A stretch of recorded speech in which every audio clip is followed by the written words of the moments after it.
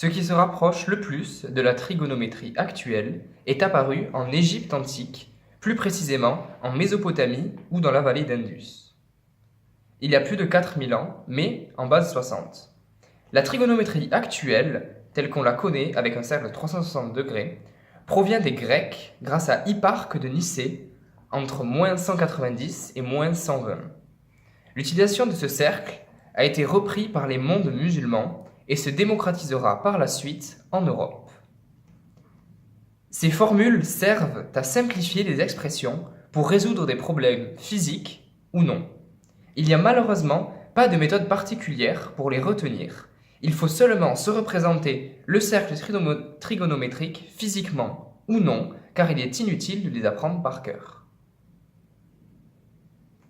Pour un angle de -x, on remarque que les sinus, donc en rose, pour le sinus de -x, il est égal à l'opposé du sinus de x, donc on le note moins sinus x.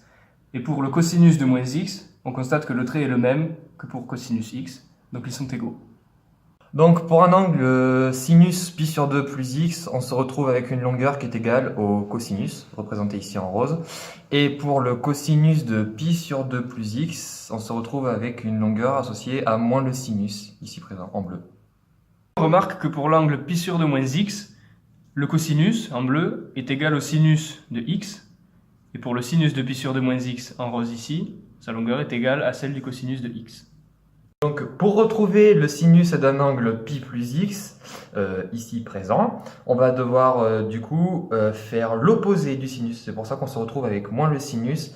Et en ce qui concerne le cosinus, c'est la même chose. On se retrouve avec l'opposé du cosinus, d'où le moins cosinus x.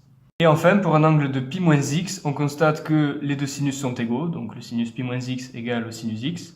Et pour le cosinus de pi moins x, eh bien, sa longueur est égale à celle du cosinus x, mais en opposé, donc moins cosinus x.